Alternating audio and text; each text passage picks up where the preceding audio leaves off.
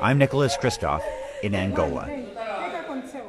Jose Chivango has just died in front of his mother and grandmother.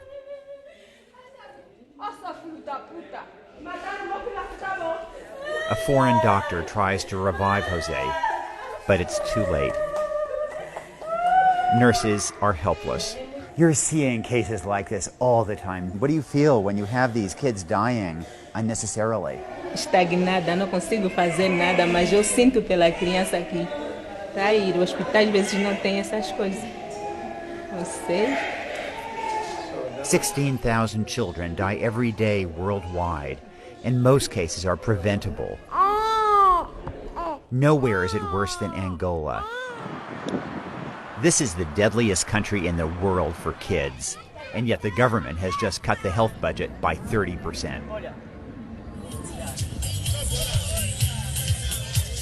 At a sunset dance party in the capital, Luanda, you'd never know there's a health crisis here. And that's a crazy part. This country is actually filthy rich, flush with oil and diamonds. There's so much money here that a one-bedroom apartment downtown can cost $12,000 a month. The real problem is it's just spectacularly corrupt. Officials here spend $50 million a year on luxury cars alone. Judges here get Jaguars to drive, as kids perish at the highest rate in the world.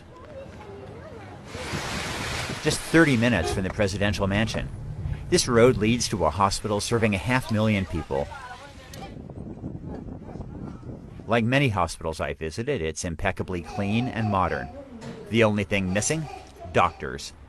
There are 5 mothers here with urgent cases of children who are very sick.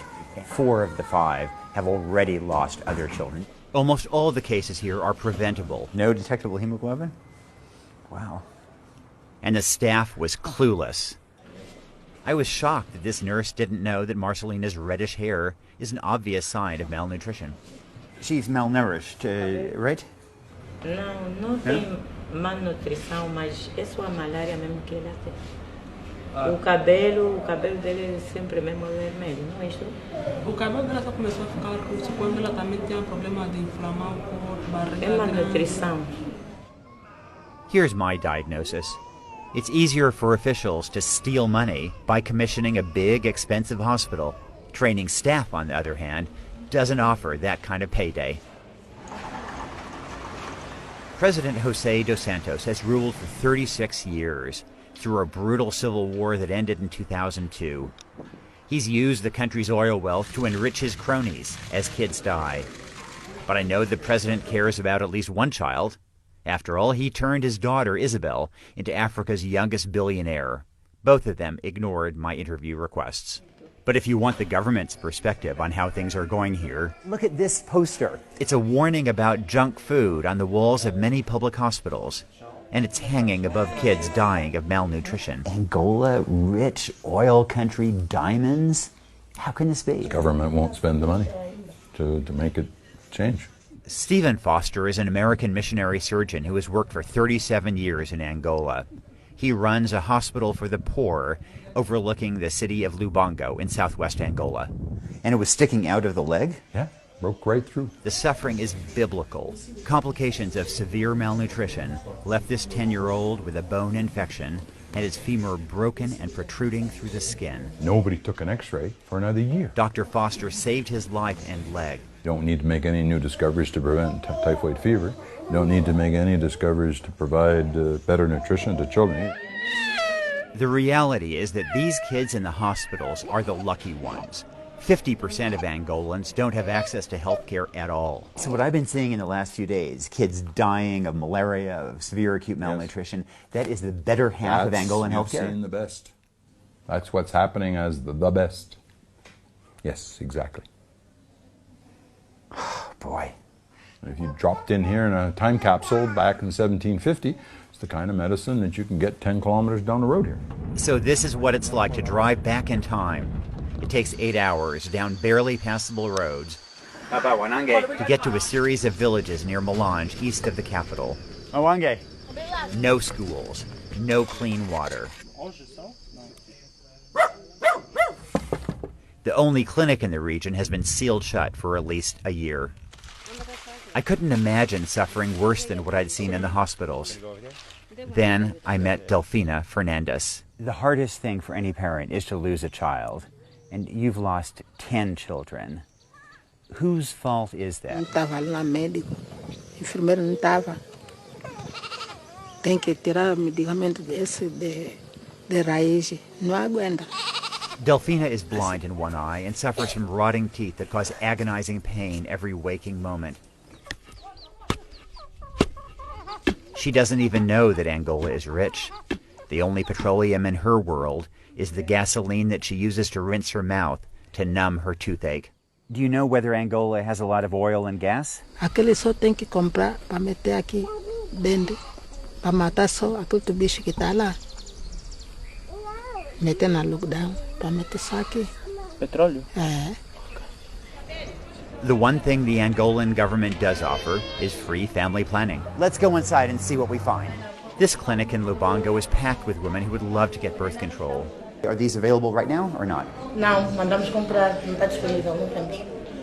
The nurse admitted that the shortage is a nationwide problem.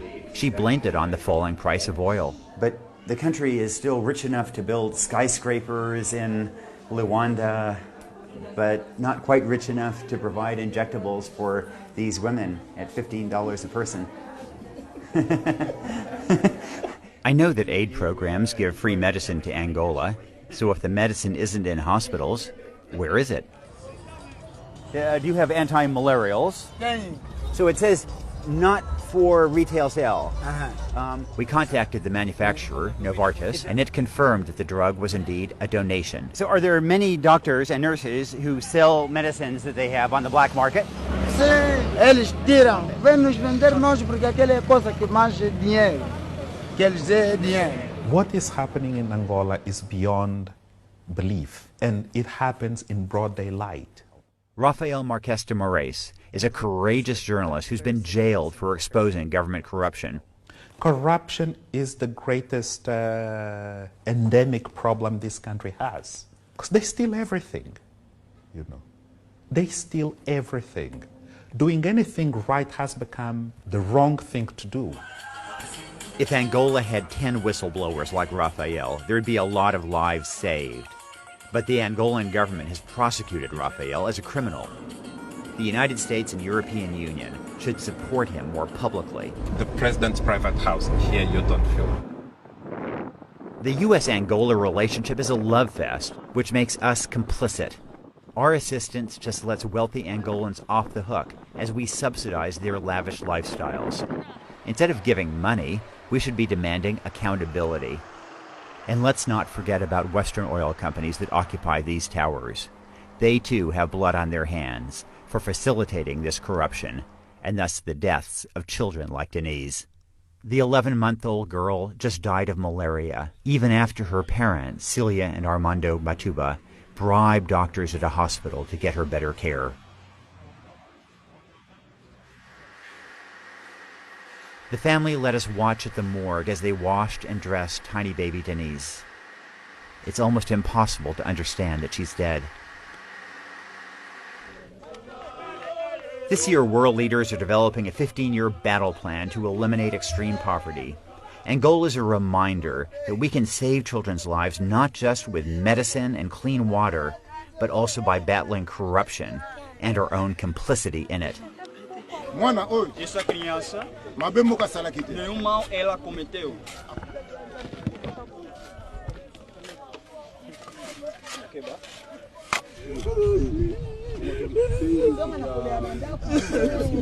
As the ceremony ended, I realized that 3 other little children were being buried right nearby. The expanse of child graves is a reminder that 6 million kids die every year globally.